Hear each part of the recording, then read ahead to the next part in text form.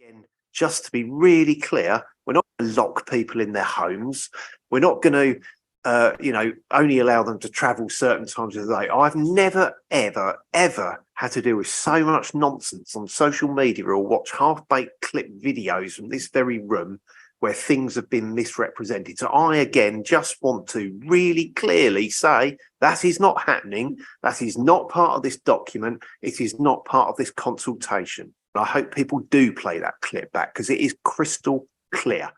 Thank you, Martin, for taking the time to clarify Colchester Council's position on the 15-minute cities. That is much appreciated. And yes, we do agree with you about all of the nonsense about 15-minute cities on social media.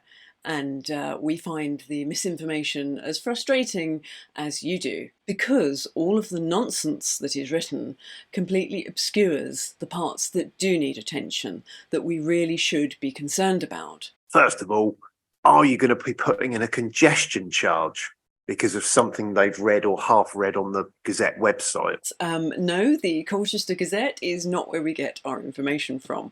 As outstanding journalism as it no doubt has, no, we prefer to go direct to source. So government websites, organisations that are heavily influencing our governments like the UN and the World Economic Forum. We also look at where the money comes from. So, for example, various foundations donate a lot of money to government causes, and we just follow that back to see who's paying who. So we get our information from the direct sources and not rely on social media. And we do fully appreciate it must seem very bizarre for you at Colchester Council and every council in the country who's suddenly getting members of the public coming along and demanding to know what's going on with the 15-minute cities. Because from your perspective, you are, as you said, of a 15-minute city where you literally can go and walk to a green grove as a school, a community. That's how housing estates were built in the 50s, 60s and 70s, and they used to actually get it right. And that's all it is. And why on earth would anyone want to object to having good services and infrastructure within 15 minutes of where they live? Well, certainly not us. It's the other things that go with it that we have concerns about.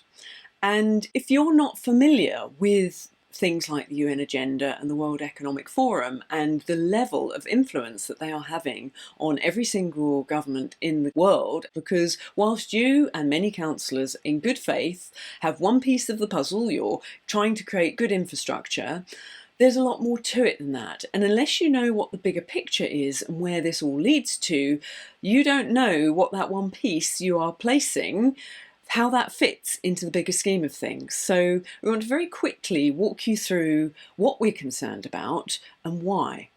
So let's quickly run through those. So the 15-minute cities are also known as smart cities. And as the name suggests, there is going to be a lot of technology involved in creating these cities, and that's one of our concerns. We are not bringing in any congestion charges. That's rumour mill number one I'd like to dispel. That is not happening as part of this work. We're not going to lock people in their homes. We're not going to, only allow them to travel certain times of the day.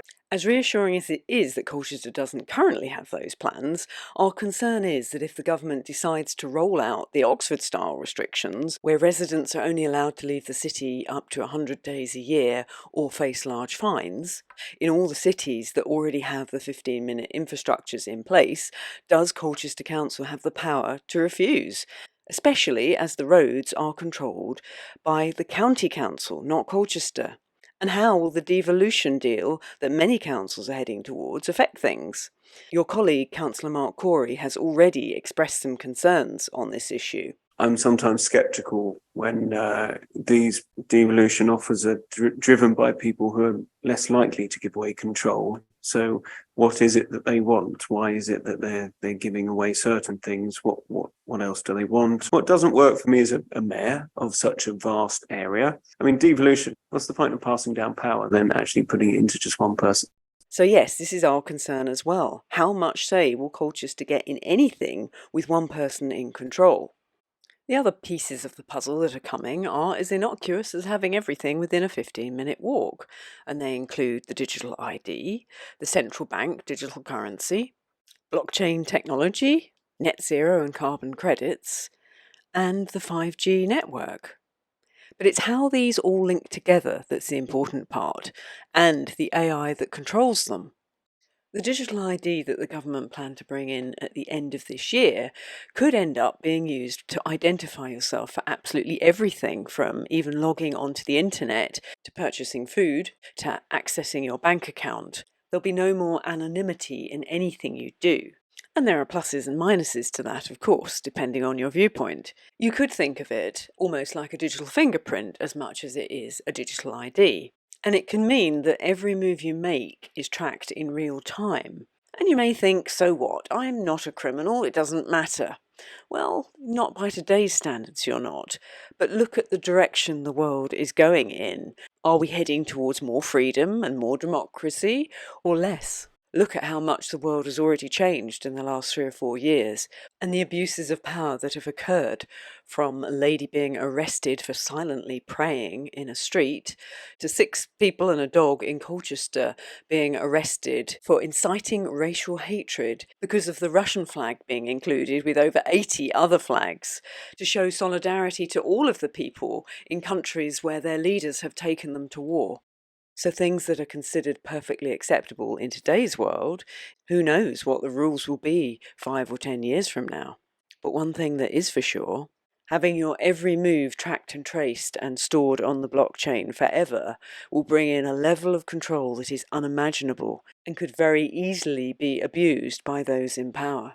Thanks to the 5G network and all the surveillance that is going everywhere, that's on our streets and is even in our shops, that will enable them to track everything all of the time, which takes on a lot more significance when it's tied into a central bank digital currency, which people might think is a lot like Bitcoin.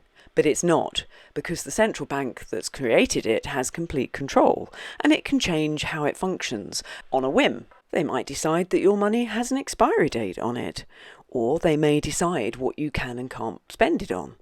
And if a 15-minute city infrastructure has been built and the government decide they don't want you venturing out in order to meet their net zero targets, they can program it so that your digital currency does not work outside of your designated zone.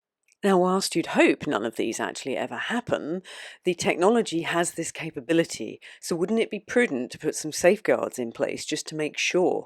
And with the restrictive nature of many of the net zero proposals, there is a lot to be concerned about. But as net zero is a very big topic that really needs its own video, and we do have many concerns over it, some of which we've already voiced in person at the council meetings, namely the things that are put forward as good for the environment are anything but we'll cover our other concerns in the next video. But moving on, the most important part of this isn't the technology per se, but who is controlling it and who has programmed it. It's not you and I, is it? When the computer says no, it means it. And this isn't just in our country, it's a global initiative. And it's not our government that have orchestrated all of this. It is outside organisations that nobody have voted for, like the World Economic Forum, the UN, that are heavily influencing every single government around the world. And one day they hope to meet their goals, a one world government. So you won't even be able to complain to our government. Now, how far they get with this grand scheme of theirs is entirely down to us. It's down to how much of this we will accept. So shouldn't we just do our due diligence as a society and have that conversation and decide how we want the world to be? Because if we don't have any input in this, it's going to be left to the people that are currently running the system, the ones that have one rule for them and one rule for us. Do you think that's a good idea? Don't you think it would be better that we have a say in the technology that's going to shape and control every aspect of our lives?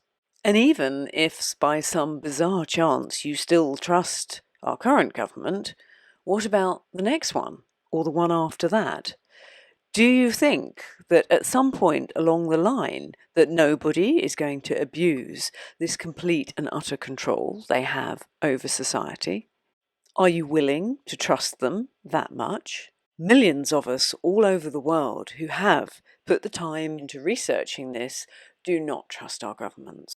So how about we let go of all the name calling of conspiracy theorists and just come together and do our due diligence and make sure that our rights and freedoms that we've enjoyed isn't thrown away for future generations.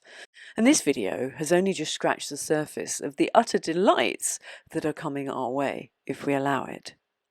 Now here's a novel idea for you all to consider.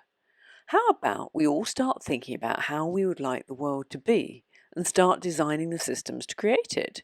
For example, we could set up the technology so that the government could not award contracts to their corporate friends and family. The system could automatically prevent kickbacks and payouts for parliamentary favours. MPs could be prevented from being awarded high-paying positions on companies they've helped when they leave office. The system could be set up so that there are no financial benefits whatsoever for being a politician, so only people who genuinely wanted to do good came into office. The system could prevent people who have outside affiliations to organisations like the World Economic Forum from ever becoming an MP. It would weed out the sexual deviants, the psychopaths, the dishonest and the corrupt from all levels of government, police and the judicial system. Admittedly, there may be quite a few vacancies for a while, but we could fill them ourselves with someone we trust locally, or perhaps take it in turns, a bit like national service but without the guns. We could have a system that is set up to provide excellent infrastructure and services rather than wasting millions on schemes that only benefit the private partnerships. We could fix the potholes. Those are just a few off the top of my head. This technology is coming whether you like it or not. So do you want to decide how it's going to be used, or shall we leave it up to the powers that be, with no safeguards to protect ourselves whatsoever? So we hope this video has helped bridge the divide and you can see why millions of us are concerned. And we invite you all to think about what's been presented and research things for yourselves. And maybe you will start to share some of our concerns and we can come together to do something about them. So thank you for watching. In the next video, we will cover net zero and the climate crisis. Well, maybe not the very next video, as this is a gardening channel. I really should do something on gardening. So until next time, take care.